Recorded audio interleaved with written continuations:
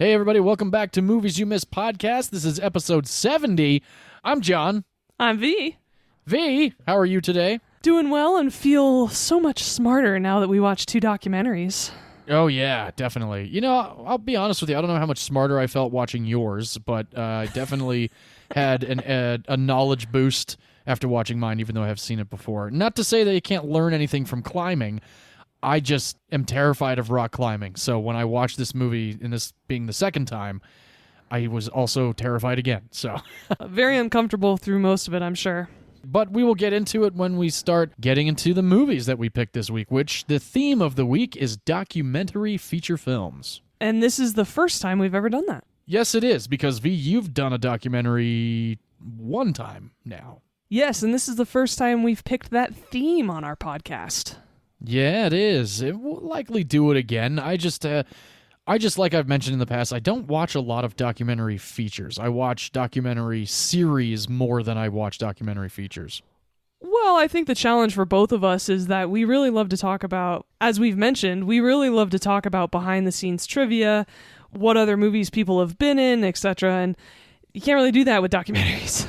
No, you can't. You might be able to do that with the director of the documentary, but that's also not usually the case either. Right. I mean, I could talk about Ken Burns and everything he's done, but then that'd be the end of the conversation. I don't even know who that is. Yeah, he's done documentaries about World War II, Vietnam, baseball, America's national parks, and he also did a documentary on the Central Park 5. Oh. Which is about those boys in New York who were wrongly accused of a pretty horrific crime. I remember when that came out. I actually never did see the Central Park 5. I should check that one out still. He's a great documentarian. He loves having subject matter that's very Americana. You know, he's done a Jackie Robinson documentary. He's done a Mark Twain documentary. He's done a Benjamin Franklin documentary. Oh, yeah. So, yeah, he's very classic American in terms of his subject matter. But we did not pick Ken Burns this episode. You and I picked 2 of our favorite documentaries. All right, V, shall we on belay? Belay on. Hey, but you start us off, so why don't you tell us what movie you picked this week? Yes, and those are climbing terms for anyone who didn't get that reference, and that is because I picked the 2018 Academy Award-winning documentary Free Solo. Woohoo! This movie chronicles the world-renowned rock climber Alex Honnold as he attempts to climb El Capitan in Yosemite. It doesn't sound like that big of a deal. However, it's titled Free Solo because he's doing this without a rope. Yeah, I have no clue how that's even humanly possible. Oh my god. Yes. So Alex Honnold is a pretty spectacular specimen of a human being in all senses of the word, actually. He has physical prowess, but also he is completely built different in terms of his brain. Mm-hmm. And in the movie, they actually show him getting an MRI. Right. And it's a functional MRI, which means that the patient is shown pictures during the MRI and they measure their brain's reaction. Mm-hmm. So Alex sits down, or lays down, I guess I should say, for a functional MRI in this movie, and he's shown a ton of what should be fear-inducing photos. Yeah. It's, a shark attacking someone, a knife, things that they usually scare most people. What they found out is that Alex has a much lower fear response than most people. Yeah. Which is probably why he's able to do all the crazy shit he does. Absolutely. Now, as we talked about before, I've been rock climbing since I was about 12 years old. I really love it, and I do indoor and outdoor, and John hates it. Yes, I do. So I do not like it at all. I appreciate you watching this movie for me this week. Oh, yeah. And so Alex is followed around by Jimmy Chin, who is a world-renowned adventure documentarian, and all of Jimmy's crew. Some of them are really good friends of Alex's because Jimmy and Alex have actually been making movies for a long time and climbing together for a long time because Jimmy Chin is also an incredible adventurer and has done a ton of climbing in his own right. And it follows Alex planning for years. He's been thinking about climbing El Capitan in Yosemite National Park in California without a rope, and what that would look like, and what planning would have to go into it. And I love how, from the beginning of this film, Jimmy talks about the ethical dilemma that he faces about on filming this. Yeah. Am I putting my friend in more harm's way because I'm filming him? Is there undue pressure being applied because there are cameras around? Right. Are we ever going to get in his way or distract him to a point where he'll die? Yeah. And I really appreciated that part of the movie. Oh, absolutely. Because then it didn't feel exploitive. The shots that they have in this movie, including from over the top of El Capitan, it's over 3,000 feet above the valley floor of Yosemite. Yeah. That's high. And even I, who don't have a problem with heights, clenched a bit with some of these shots. And Hell so I yeah. definitely want to preface this movie for some people who have vertigo issues or don't like heights. It's intense. Very. But so worth it. And so Alex spends a decent amount of his life planning this the last couple years, and in June 2017, he sets out to complete this climb. And Alex is very much like ski bums, but for the rock climbing community. He lives out of a van. He's a total minimalist. You know, he cooked chili in a skillet in his van and then just ate out of the skillet, right? Yeah, I know. That was pretty wild. It's like, man, that's literally that's how you live. And I kind of like the releasing all the complications and trappings of modern life that way, you know? Yeah, I like going camping and shutting off for a little while, but I don't know. I don't think I could do the van life for an extended period of time. Oh man, I think about van living a lot, especially over the last couple of years, and I definitely like to do it for 3 to 6 months at a time at some point. Oh wow, interesting. But with this podcast, I better find good Wi-Fi, right? Yes, indeed. So for anyone who hasn't been there before who doesn't know, Yosemite is an incredible national park in California. I grew up a couple hours away from it. So did you, actually.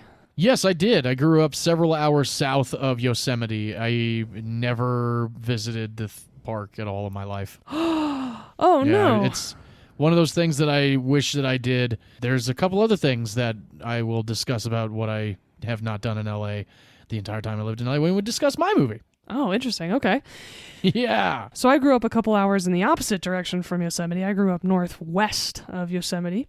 Yeah. And I've been there, I want to say 6 times. And nice. I love it every time I go. And it's this beautiful valley that opens up into these giant granite formations of rock surrounding it. It's absolutely picturesque. I'm so glad it became a national park. And one of the largest rock formations is Half Dome. And across the valley from that is this big, solid rectangle of stone called El Capitan. So fucking crazy. Yeah.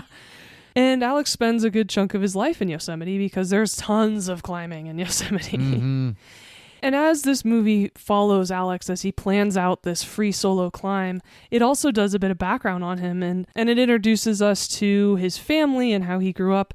And there's a scene with his mother that is actually one of my favorite scenes in the movie because she always gets asked, like, why would you let him do this? Are you okay with him risking his life? And her response is just absolutely beautiful and something that I hope most parents would say about their children's passions. Absolutely. Yeah, I like that moment as well.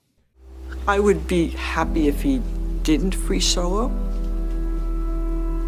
I've always appreciated that he never told me beforehand that he was going to free solo anything. I could come down on him and say, you shouldn't be doing that, and alienate him, and it would have alienated him, because that's his whole life.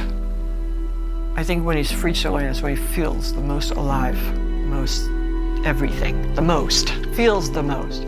And how can you even think about taking that away from somebody? You know, I wouldn't. So beyond her, we also meet Alex's new girlfriend, Sunny. I got the distinct impression watching this movie that Jimmy Chin doesn't like her very much. Oh, is that right? Because the way he edited her and the scenes of her that he put in the movie just make her seem like such a shitty girlfriend and such a whiner. Do. Yeah, they kind of do. I just got the impression that maybe Jimmy doesn't like her. I kind of got the impression that maybe Alex didn't really like her either. I don't know. It was kind of weird. Like, nothing against her. We don't know who she is. But I looked at it also that she cares about Alex and she's worried about him. But at the same time, she also does say, you know, why would I tell somebody that I love not to do something that they love? So at the same time, I can see where she's coming from with her anxieties and whatnot. Yeah, I guess. But one of the things that happens, and one of the things that they highlight in this movie, is that Sunny is not very athletically inclined in a lot of ways, and definitely doesn't rock climb. And Jimmy Chin is this accomplished climber and alpinist who's done crazy ass mountaineering climbs. And so did Tommy Caldwell, one of Alex's friends who's predominantly in the movie, and all of the crew and all of the friends that are hanging out with him. And Sunny's not really part of that, right? She comes from Portland and met Alex at a book signing once, and they just kind of grew their relationship from there. And so there's a scene when Alex is getting ready for this climb, and so he's practicing with ropes with Sunny, and she makes a pretty significant mistake, and Alex falls and breaks his foot. And so that, of course, derails some of their plans for this climb. And so throughout the movie, we continue to see the planning and the influences that Alex has in his life on whether or not to do this. One of the big pieces of El Capitan that they really plan around is this section called the boulder problem, which I think is the most intense part of this entire movie. Oh, absolutely. Even, oh gosh, thinking about it now is just... I don't even know nauseating.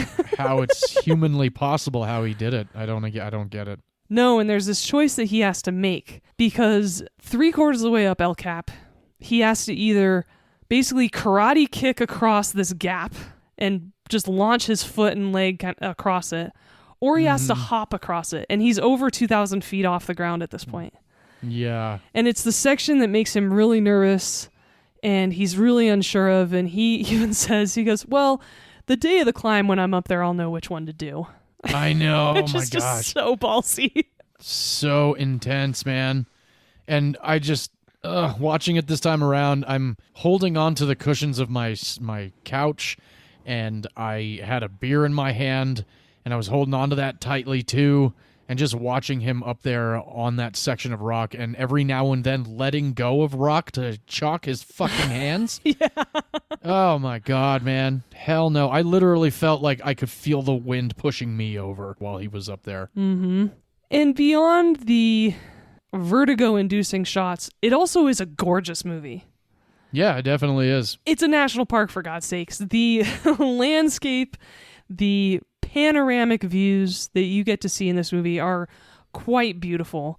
And that's certainly not lost on you either, even though you're focusing on this man climbing this 3,000-foot slab of granite.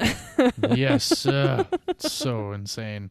And because this is a true story, because this won an Oscar, because Alex was on the cover of National Geographic magazine and ended up in Time and People and a ton of other publications, this is the first and probably only time I will ever spoil a movie. Oh, you're going to spoil a movie? Well, it is a true story. Yes. And so I can tell everyone Alex is still alive.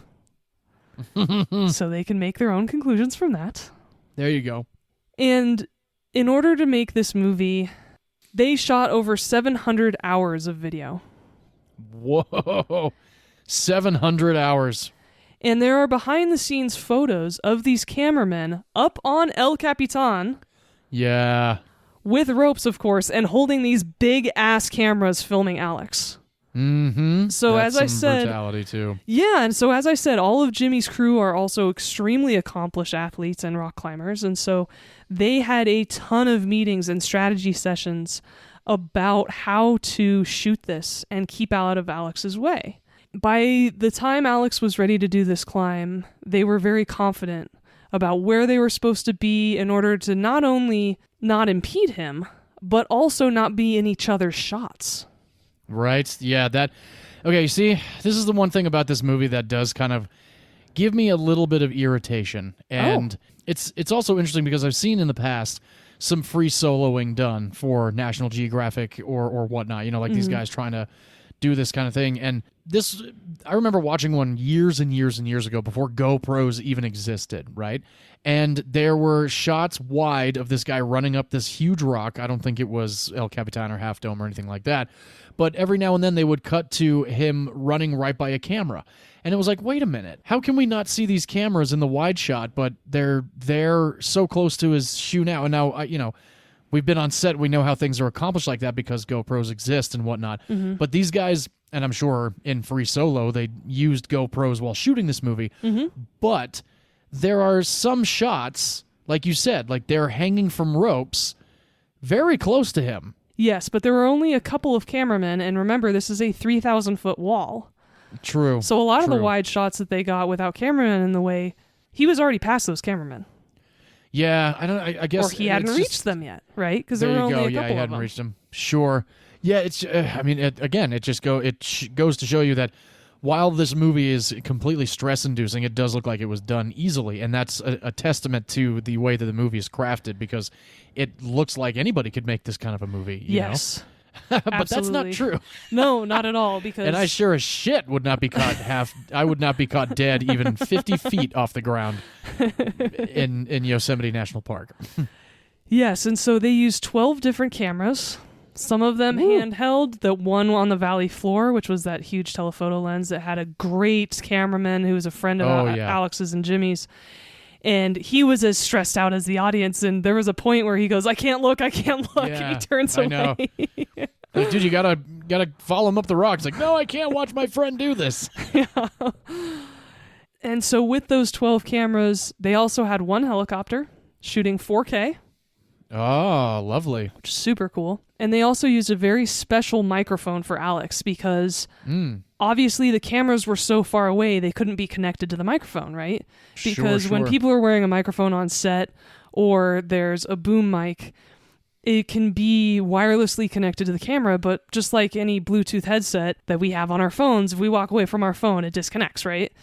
Yep. And so being on the valley floor and Alex being 3,000 feet up, he can't really have his microphone connected to a camera. And so instead what they had is a recording device that kept recording no matter what, almost like a tape recorder. Yeah. That sat inside his chalk bag that they sewed into his chalk bag. Wow. And then had the wire underneath his shirt and taped to his chest with enough wire so when he moved or he slid the chalk bag around his waist, it wouldn't get caught on anything or impede him. Wow. So not only did this man have to focus on climbing without a rope, he also had an extra piece of equipment that he wasn't used to and which was probably kind of annoying given he was sweating up there and it's taped to his chest. That is absolutely insane. Yeah.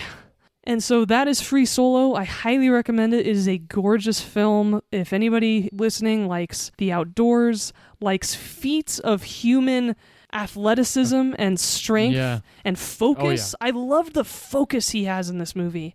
Oh, yeah, definitely. And he just lets everything else fall away, and he lived in this moment in order to climb El Cap.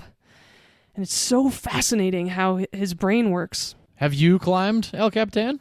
I haven't. I honestly am not that good of a climber, and multi-pitch climbing, which is you climb as high as one rope and then you reset and you climb as high as the next rope and you reset and you pull the rope up with you.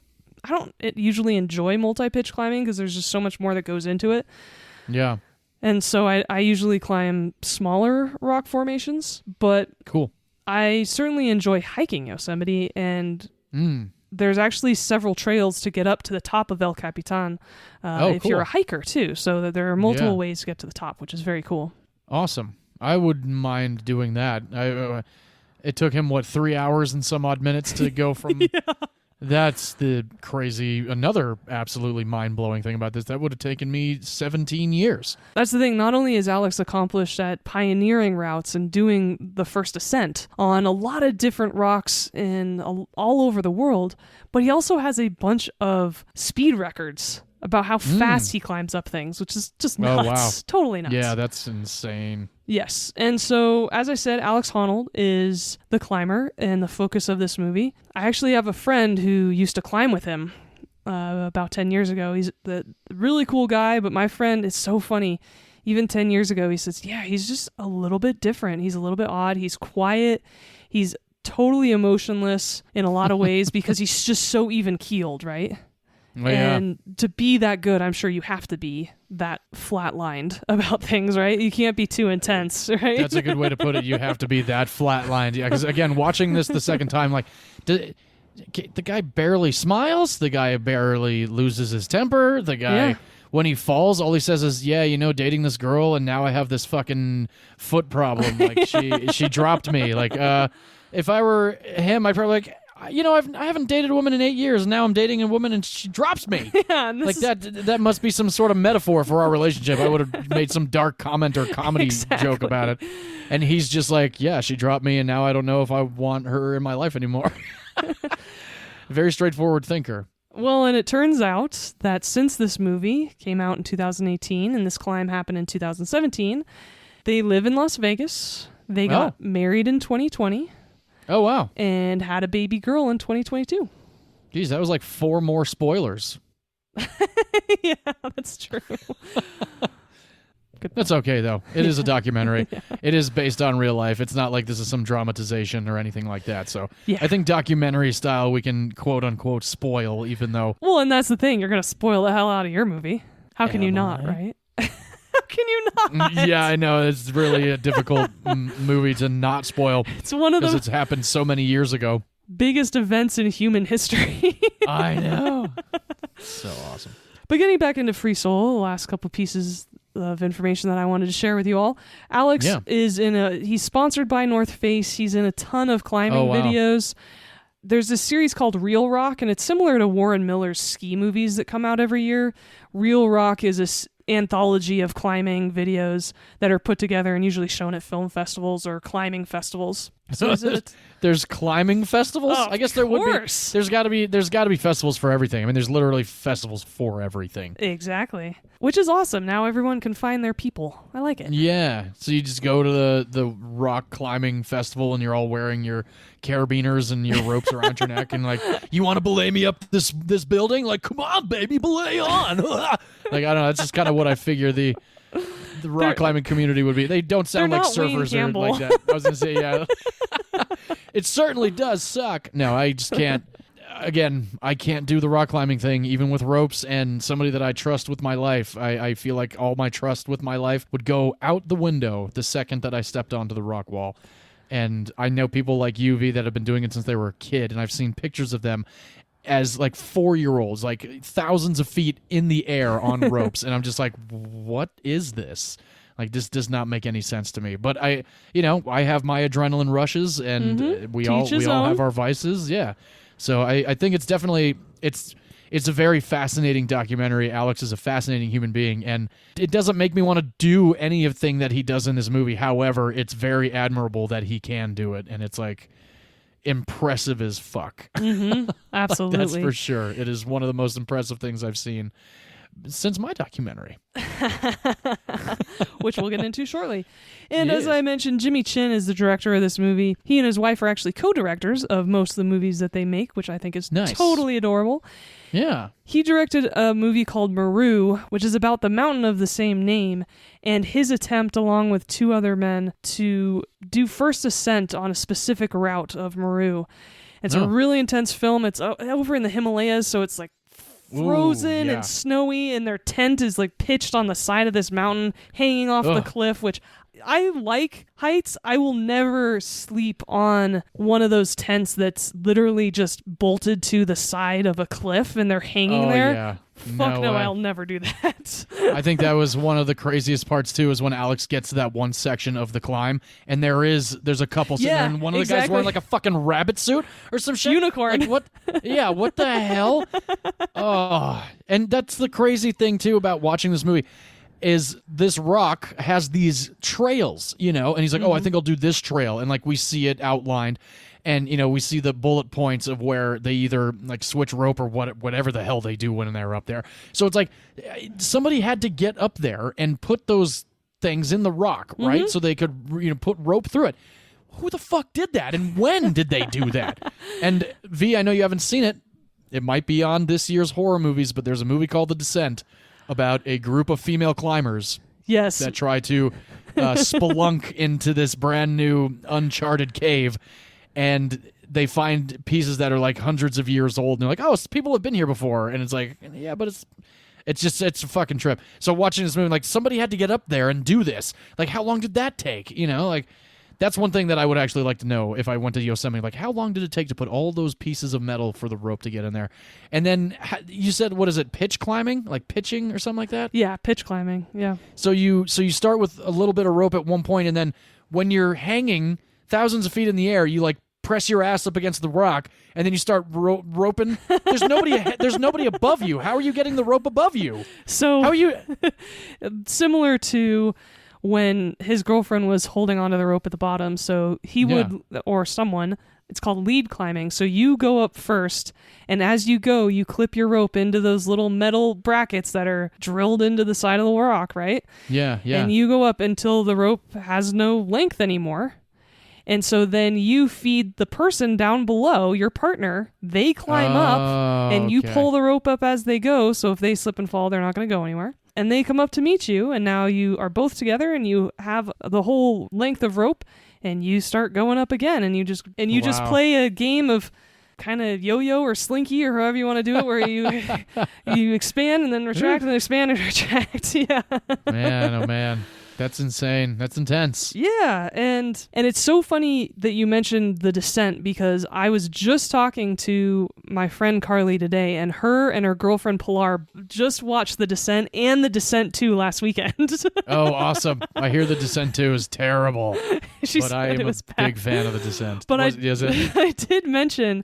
I did mention that you might be putting The Descent on our movies for October, so I thought that was kind of funny. That is, yeah. I think I might have to. I love that movie. It's so fucking scary. And so a couple other movies that Jimmy Chin directed. He made this documentary called 14 Peaks, which is about this incredible Nepalese climber and mountaineer who usually is a Sherpa up Everest, and decided to climb all 14 peaks in the world that are over 8,000 meters. Wow. And he wants to do it in a certain time period. And it's called, like I said, it's called 14 Peaks. It's on Netflix right now. I highly recommend it. Yeah. This mountaineer is so cool. He's so funny and sweet, and I really enjoyed following him as he tried to meet this goal. And Jimmy makes great movies, so I highly recommend that. Awesome. He recently released a documentary called Wildlife, and it was released actually in May of this year, so I got to check that out. Yeah. And lastly, to tie everything together, he directed a documentary in 2022 called Return to Space. Oh, cool. This movie has been celebrated around the world. Free Solo was a smashing success.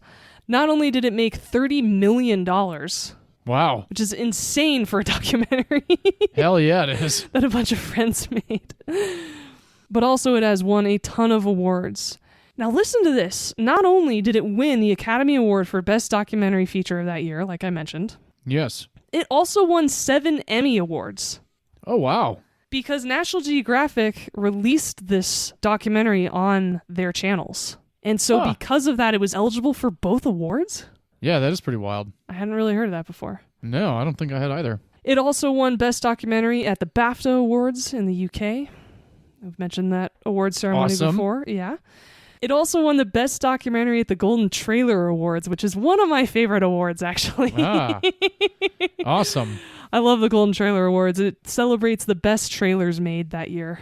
That's right. Yes, the Golden Trailer Awards. I used to watch so many trailers back in the day. Now I just really watch them in the movie theater. I don't watch them at home as much anymore. Oh, okay. I still like to watch them a lot when I have a couple minutes or need a couple minutes of downtime, I should say. Mm-hmm. It won the Audience Award at the Mill Valley Film Festival, which is near where I grew up, which is kind of cool. Mill Valley? It's right next to where my dad grew up, so I had to call that out. Awesome. And lastly, it was the People's Choice Award winner at the Toronto International Film Festival in 2018, which is where it premiered. Very cool. And that is Free Solo. Thank you so much for letting me talk about this great documentary. I'm so glad you suggested we do this topic. And now I think we can get a little further away from Earth for your pick. Hey, sounds good. And yes, I am a fan of Free Solo. I don't know how often I would watch it really on my own, but it is very fascinating, and it's very well put together and gave me a lot of anxiety. Well, I appreciate you watching it. I'm glad at least you appreciated the accomplishment of it. And for all of you listening in, you can watch it right now if you have a Hulu or Disney Plus subscription. Yes, I watched it on Disney Plus because it was in 4K. Oh, God, I love the 4K stuff on Disney. The audio Hell is yeah. so much better than most streaming services. Yes, it's pretty nice. Alrighty, let's get into mine. Let's blast off into space, into the unknown, into the final frontier. I've chosen the 2019 documentary, which is 50 years, actually, post the events that took place in my documentary. I'm talking about the phenomenal documentary Apollo 11. Now, for those that have listened to Movies You Miss podcast from the beginning, know that I am a big NASA head. I love space. I would love to go to space, but with the condition that I was unfortunately dealt, I will likely never make it there unless technology gets people like me and Vee and my wife and other CHD survivors out of this orbit into another one. So Apollo 11, for those that have not seen it, please do watch this. This is a piece of American history. This is a piece of world history, really. This was taking place during the time of Sputnik, when Russia released the first satellite that, everybody in America was kind of going crazy about. Thus began the space race. Sputnik is now in the sky. America now needs to get their own satellite up into space and beat them also in a couple other regards. JFK has become president. We all know the most famous speech: "We choose to go to the moon not because it is easy, but because it is hard." Unfortunately, JFK is assassinated before we can get to the moon because they went from 1968 to 1972, and they did 17 Apollo missions. Now, if those that have seen From the Earth to the Moon or know NASA history, we all know the unfortunate tragedy that took place during Apollo 1, so a whole lot of things needed to change before Apollo 11 happened. Apollo 8 went up. Everything seemed to go pretty well with that, up until Apollo 11 when they decided that they were going to send 3 astronauts to the moon. Neil Armstrong, Buzz Aldrin, Michael Collins were the 3 astronauts that were chosen to go to the moon for the United States, to represent the United States. And one of the greatest films of all time opens with the speech of Neil Armstrong reading the plaque on the surface of the moon. "Here, men from the planet Earth, the first step foot upon the moon, July 1969. We came in peace for all mankind." And then the mothership just slowly comes over the lunar surface and gets rid of Neil Armstrong's footprints. And then there we are as Earth, and then this alien ship. Because I'm talking, of course, about Independence Day, but I'm not here to talk about Independence Day. I'm talking about Apollo 11. That's not the opening scene of this documentary. No, it's not. It's the opening scene of another great science fiction film that begins on the moon. That does, actually. I forgot about that. But I do love that plaque. It said, "We came in peace for all mankind." Yeah, so great. So this film, Apollo 11, is directed and edited by a gentleman named Todd Douglas Miller. He is a documentarian. He has been on the scene for a few years. Apollo 11 is his most recent project. He did another movie called Scaring Fish, and what put him on the map was a film called Gahanan Bill, and it is about a homeless gentleman that lives in Ohio, I believe. I have not seen any other documentary directed by Todd Douglas Miller. This was the first one, and only one that I still have seen. Todd Douglas Miller and his producers were given a $9 million budget to put this movie together. They were given unlimited, unrestricted access to all of NASA's archival footage. And the amazing thing about this archival footage is majority of it was shot in 65 millimeter and 70 millimeter film. I love that so much. Yeah, and you can tell that this is some quality fucking film watching this documentary. This movie opens up with the shuttle being transported on the grounds at Cape Canaveral at Kennedy Space Center. And this is like, it's not necessarily a jarring shot to open this movie up. But hell you can, yeah, it's a jarring shot. You see the size of these me things. Back. Yeah. It's absolutely mind-boggling. And it was funny because in Free Solo, I was thinking, holy shit, that's high. And then Apollo 11 opens, and I go, holy shit, that's big. It feels like the Empire moving a giant AT-AT or something, right? Like from Star Wars. Absolutely. This is nuts. And I could not believe the scale of this equipment, and the film, the remastering of this footage is so impressive. It looks like it was made a couple years ago, and like it's a Quentin Tarantino movie or something. Like this is so high quality. Yeah, it really is. And the cool thing is, beyond this moment of the movie, the entire film is set over the course of a 9-day period. The finality of prep, getting them into the shuttle, getting them through the launch successfully, and then docking to the lunar module that will then take them to the lunar surface, and then bringing them back to planet Earth. So it's a 95-minute documentary, and the fact, again, like I said, 65, 70-millimeter film. Some of it was also shot 35 and Super 16. This footage does not have a soundtrack to it, so there was no sound recorded to any of the film. A lot of the audio that we're hearing is compiled, like the launch is not necessarily what it sounded like on that day. That was put together by sound editors and sound engineers. But there's a lot of radio transmission. There is a lot of back and forth with the engineers a few days before, and that's how they really kind of build the narrative of this movie, is by using this audio to just talk us through what we're watching and what we're seeing and what they're planning to accomplish. And again, this was Apollo 11, so this was the 11th mission in the Apollo series. And like I said before, they went to 17 missions in the Apollo program. And I have read a book by one of the NASA flight directors named Gene Kranz. It's called Failure is Not an Option. And it's about the Gemini projects and the Apollo missions. And it is, I've cried during books, but my gosh, like there is so much mind-blowing shit in that book and in this documentary. I have been a space nut and into NASA since I was a child. My grandfather on my father's side was an engineer at NASA. He ended up working on the Saturn rockets that did take Apollo 11 to the moon, so that's pretty badass. I have a few of his patches and some of his certificates from NASA, so I've got NASA in my blood. When I saw this documentary, my father and I went in theaters when it was released in March of 2019, and I continually cried the entire time because it's such an impressive feat of human engineering and ingenuity and physics and math and everything to get us off of this surface into the cosmos, to a rock that's 238,000 miles away from our planet, and sitting in this vast nothingness that we call space. Yes, I was so impressed with this movie, and it really took me a bit to get used to and comfortable with the fact that there wasn't a narrator. This is truly a replay of 9 days of human history. Mm-hmm. Because all of your information is coming through the audio recordings from NASA, which is so impressive. It's well put together. Oh, yeah. But it's definitely something I get used to. And then while they're all getting ready to go to space, and they have really helpful subtitles for who each person is, right? And like you said, there's Buzz Aldrin, there's Neil Armstrong, and then there's Michael Collins. And I felt so bad for this guy because everyone talks about Buzz Aldrin and Neil Armstrong. Who the hell ever talks about Michael Collins? And this poor bastard flew them there and gets no credit. He was the pilot of the lunar module. Such I know. Bullshit.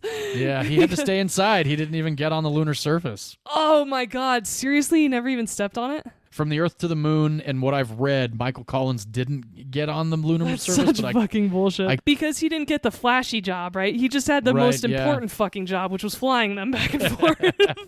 Exactly.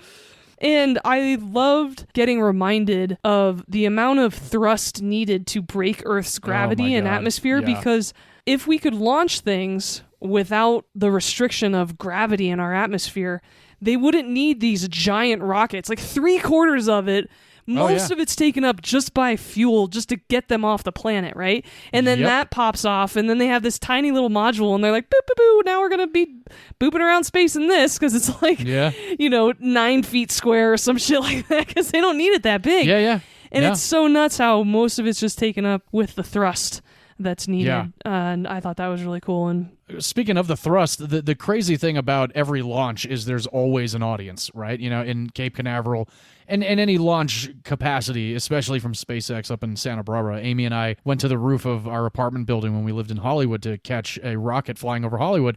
The crazy thing about a lot of this footage is not only is it in NASA and in the preparation rooms and when they're getting their suits on and being transported to the rocket itself, you're seeing this world of people miles and miles and miles away on different beaches in Florida. The amount of footage that, it was taken, and that's the one thing that really impresses me about this is, just like any other movie, there was a camera crew assigned to each astronaut. There was a camera crew assigned to mission control. There was a camera, and several different cameras were rolling at once during a lot of the mission control stuff. So all these close-ups and shots of these guys and these women sitting around in Cape Canaveral mission control, this is all happening. This is not, something that's been set up for the cameras. This is literally the shot that they have to go to the moon right now, and they're taking it. And that's another thing about NASA is the planning that goes into these launches. The stress that their body's going through during that launch before they get to zero gravity is absolutely mind-boggling. And I also read another book several years ago called Endurance, which was written by Scott Kelly. He is one of the astronauts that spent a lot of time on the ISS, and his book chronicles his 1 year of time that he spent on the ISS while his twin brother remained on planet Earth so that they could see the difference between for a year. I find that situation so fascinating. Scott and Mark Kelly are so cool, being identical twins. They both became astronauts, and then Mark became a senator. It's like... Yeah, I know. It's so damn, strange. your parents must be proud. Hell yeah. But that book is also just as amazing as Failure is Not an Option. If anybody is looking for some really awesome nonfiction books to read, those are two that I can highly recommend. And there's so many shots in this movie. Like I mentioned, each camera or each crew is assigned to a certain part of launch. And right now I have it on in the background, and this shot of the camera going by like 17 rows of like 50 guys in each row that are all wearing a headset, that are all touching some kind of button, that are all a key component to getting just the rocket off of the launch pad. And it's just an impressive piece of human history that all of this came together the way that it did. At one point, spoiler alert, everybody, like V's pick just a few minutes ago, these guys do make it home, and that's the best part, is they made it home safely. However, they did have to be quarantined for a little while after their mission, because just like the movie Life or Evolution or anything like that, they might have brought back lunar bacteria, or they might have stepped on something and, they're going to bring a bug back with them. So they were quarantined for 18 days after getting back to the surface of the Earth. If anybody's seen Apollo 13, that's pretty much how they returned for Apollo 11. They just did a free fall back onto the surface of the Earth and miraculously did not get liquefied in the process of coming back to Earth. Thinking about all of the small details that I hadn't really thought about with the moon landing before. Yeah. Wondering what the surface of the moon would be like. Oh, yeah. Wondering if it would hold them or their ship. I guess module is the right term, right? If we're getting technical. Wondering if they could ever be in contact with humans again, because what if they picked something up on the moon and then they were contaminated and now they got to be isolated for the rest of their lives? Like, the amount of risk because of the unknown that these men went through is so impressive, and takes someone, we like to think that we'd be brave enough to do something like, oh yeah, it'd be so cool to go to the moon. But to be the first guy there? Yeah. When 1,700 things could go wrong. And I was watching it, and when the lunar module has to leave the moon, I thought, oh shit, what if the lunar module didn't work and they couldn't get off the surface of the moon? They're fucked. Yeah, they're completely stuck. Yeah, and I hadn't even thought about that. I was like, Jesus, the bravery of doing something that had never been done before. It was so impressive, and it just hadn't really ever truly hit me before watching this documentary. Yeah, and I completely agree with you. When I first saw it, like I said, the moment the rocket clears the launch pad, I burst into tears. And I wasn't like sobbing, like wailing. I was just like, okay, so I knew in 1969 we went to the moon, and I've always seen pictures, and I've always heard the story, and I've watched From the Earth to the Moon, which is an amazing, amazing telling of the Apollo missions and Cape Canaveral and NASA, produced by Steven Spielberg and Tom Hanks. This just really puts you in the seat next to them, and not just the astronauts, but all of the engineers and everybody, and Gene Kranz and all of the different flight directors. And another thing that actually kind of blew me away is when you watch this documentary, I'm sure you can see how young a lot of these guys look, right? Like they look pretty young. They're not necessarily baby-faced, but this is also the 60s where everybody did kind of look different because of the heavy alcohol and smoking. That's the thing, and lead paint and lead in your gas and everything. And it was funny because I think it was Neil who was only 38 or 39. Yeah. And he looks at least 10 years older than both of us. Oh, definitely. Yes, he does. I thought that was crazy. It is. It's nuts. And, it kind of goes back to the Golden Girls thing. Like when the Golden Girls was being shot, they were in their 60s, and now Sex and the City's come back, and they're all in their 60s, and they're hot as fuck. And, it's like, well, it's a different time. And some of them were in their 50s when the Golden Girls was being shot. Right, that too, yeah. You're like, and now you have J-Lo who's in her 50s. Yeah, exactly. And Monica Bellucci and Elizabeth Hurley and so on and so on. But the average age of any engineer at NASA at the time of the Apollo missions was only 27 years old. Holy shit. These guys, yeah. And again, like you said, they're going into the unknown. They're fucking kids, basically. Yeah. Just a few years out of high school or college, and they're now being trusted by the U.S. government to send 3 guys to the surface of the moon and bring them back. And like you said, is the lunar module going to eject them to ascension back into, the lunar orbit to get them back home? Who knows? And it did. And it's kind of one of those crazy things that in life you're like, it'll be fine. Because there's a moment in this documentary early on when they're bringing the 3 astronauts to the rocket. Oh, they're just tightening a screw that was loose on one of the modular. You're like, whoa, yeah, sure, just tighten that final screw right before launch time and send them up just in case something goes. It's like, holy fuck, they're literally tightening the final screw the morning of launch. Yes, though I also really loved the focus on how stressful this whole entire mission was for all of the engineers. It's so funny thinking about the mission to the moon. You're thinking about all these seasoned, older, wise men who are in control and have authority. And no, they're babies. They're 10 years younger than us. That's insane. Yeah. And so much of the stress was shown in these behind-the-scenes footage that they found and now put in this documentary. And I distinctly remember when they finally hit the surface of the moon and they received the transmission that they landed and everything was okay. Mm-hmm. And a man visibly sighs heavily and just lets his shoulders slump and he relaxes. And I was just thinking, God, how stressful these 9 days must have been for everyone involved. Absolutely. Especially with the whole fucking world watching you. Absolutely. The entire world. And it's amazing, too, when they land and, they get that transmission that they have hit the lunar surface, the entire place erupts in like this grandiose applause of cheers and congratulations, and everybody's starting to drink champagne. The cigars are being lit. And that's another part of the audio that I like. It's like, oh, they've landed on the surface, and now the champagne and the cigars are being lit, and everybody's having a good time. All that stress has now been paid off. It's like, yeah. But now, in just a few hours, they're going to have to come back. Yeah, and hopefully that will go well, too. Exactly. It's so nuts. It's so nuts. And NASA just is mind-boggling to me, especially now. We're doing these missions. I've been to the Science Center in LA, and I really liked that. During my honeymoon, my wife and I were gifted tickets to the Kennedy Space Center. And that was amazing because I did not think we were going to be able to go. When we got there, I just became completely overwhelmed with emotion. And they have the computers from Mission Control in Kennedy Space Center.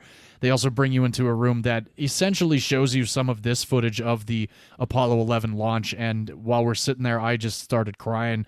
And Amy's like, "What's the matter?" I'm like, I'm completely overwhelmed. Like, I did not think I would ever get to come to the Kennedy Space Center, especially with you, my wife, and experience all of this. And then we took a tour of all of the launch pads on a bus, which was amazing. The film premiered at the Sundance Film Festival on January 24th of 2019. It was released theatrically, only limited on March 1st of 2019. It made $1.6 million in its opening weekend on 120 IMAX screens across the country. It came in at number 15 of the box office that weekend. It was also the Sundance Grand Jury Prize winner for editing, which, of course, I think the editing is spectacular in this. Mm-hmm. It won 3 Emmys as well. It won for picture editing, sound editing, and sound mixing. So the Emmys apparently have 2 categories for sound. Why can't the Academy? Right? And those 3 were definitely well-deserved.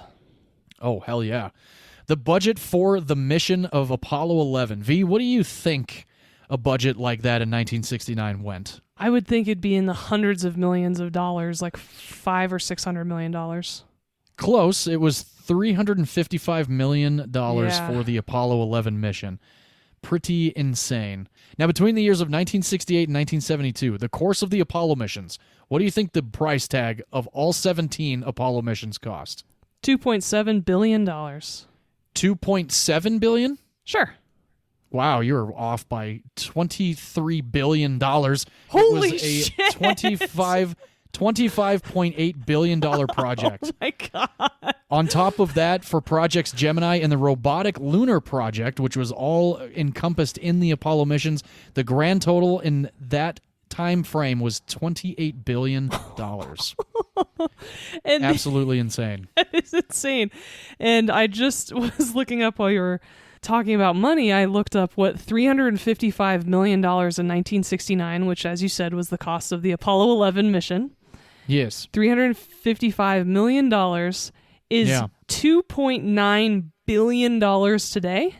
Oh, so that's why you thought it might have been 2.8 for the entire Apollo mission. No, I just... Oh, okay. There were 17 missions, but not all of them were manned, and not all of them obviously Right. went to the moon. And so No. I multiplied $355 million by 10 and then thought probably around that would be right. So it's like Yeah, 2.7 to 3.5 billion, and I was way the hell off. Yes. But yeah, and so that's in the hundreds of billions of dollars then for Absolutely. for the entire program. Yeah, for the entire program. After the Apollo 13 fiasco, the budget went up for safety reasons to between $375 to $450 million per mission. Okay, that makes sense. Yeah, pretty wild. Now, I was always curious what an astronaut gets paid. Did they get paid in bald eagles and American flags? And patches and pats on the back. High schools named after them? There you go, yes. I'm sure all of that is included in the salary of being an astronaut. But back then, for those three gentlemen, their yearly salary was $17,000. Now, granted, of course, this is 1969. Things are a little bit cheaper. So I could maybe live off of $17,000 in 1969. I have no idea. I know for a fact I couldn't do that today. Those men should definitely be paid more than athletes and sports stars. Like, come on. Oh, yeah. Well, adjusted for inflation today, that $17,000 is about $100,000 a year. And these days, the average NASA salary for astronauts is about $125,000 a year, which is still not a lot. Not a lot considering at all. what they are putting themselves through for the exploration of space. I am a big NASA fan. If anybody's seen Apollo 11, let us know what you think about it. I love this movie. I'm grateful that my grandfather was involved. Check out those books. There's so much awesome shit from NASA. And again, I lived in LA for so many years and I never went to JPL, which is something that I regret to this day. But I have been to Kennedy Space Center, and that was pretty amazing. So give this movie a shot if you would like to. It is currently streaming on Hulu, and I believe you can rent it on Amazon. I watched my Blu-ray copy, and I cranked the audio up, and it was amazing. Yeah, I really enjoyed this movie. It definitely just illuminated a lot for me regarding this mission and how monumental it was, and Yeah. also just how terrifying it was. Hell yeah. And I asked my parents where they were on the day of the moon landing, and my mother said that her and my dad both remember watching it on TV. Very cool. She was babysitting her two younger sisters. Even though they were little kids, they stopped what they were doing. My mother was 17 at the time. And even though her sisters were little, they all stopped what they were doing and watched this moon landing. And my father actually was a little bit older than my mom, and he was a single father at the time, and with my oldest sister taking care of her when the moon landing happened. So she was sitting on his lap, and my mom just said this was an absolutely huge deal, that everybody in America stopped what they were doing, no matter where they were in America, to watch this moon landing. That's awesome. My father said that he stayed up late with my grandfather, who, of course, had involvement in a lot of the Saturn rockets, and he said that they both watched it in the middle of the night and couldn't believe what they were seeing on their TV screen. And that's still to this day. People are like, wow, I can't believe that actually happened. And there was a funny moment during an interview with Neil Armstrong. A reporter asked what he would say to the naysayers that, are like, nah, you didn't go to the moon, you didn't go to the moon. And he said, well, one day we'll return and our remains will have been left there and they'll be able to see that we actually walked on the moon. Nice. So I want to see that plaque. Yes, I certainly highly recommend this film as well. And towards the end, when they're finally coming back to Earth and they're holding their breath because they have to go through the atmosphere at thousands of miles an hour. Oh, yeah. And the moment their parachutes open for their module, I teared up pretty significantly. I was like, oh my God, this has happened. And I was so happy for him, even though I knew the ending, right? I knew what was going to happen. And it was still so monumental. And I absolutely love JFK's speech about exploration. Oh, yeah. It's definitely a wonderful moment in presidential history. So, Vee, would you watch Free Solo with your grandmother, or has she watched you Free Solo before? No, I don't free solo. I am okay. not that type of climber. I would. It's a documentary. It certainly doesn't have any violence or anything that isn't appropriate for just about anyone. I mean, kids could definitely watch Free Solo as well. I even recommended this documentary to my mother, who is absolutely terrified of heights. But it's still such a significant accomplishment and such a great documentary that was put together so well. I still recommended it to her, and I believe she watched it and really enjoyed it. And so I certainly recommend this movie for everyone. Hell yeah. And John, would you watch Apollo 11 with your grandma? I would, yes. I don't know if we ever did, but I would have, absolutely. I've watched it with Amy. Like I said, I saw it in theaters with my father. I've watched this Blu-ray many times. I love it. I definitely think it's better for late teens and above, only because of the way it's put together. But like we talked about, this is almost like a replay of those 9 days. And so younger kids, I think, would lose their attention pretty quickly. Whereas I think older people especially would love this documentary because a lot of them remember how significant this was, or even remember it happening in real time. And so even though it's probably would be rated like G if it had a rating, I still think... It is rated G. Oh, there we go. I still think people who are a little bit older would enjoy it more. Absolutely.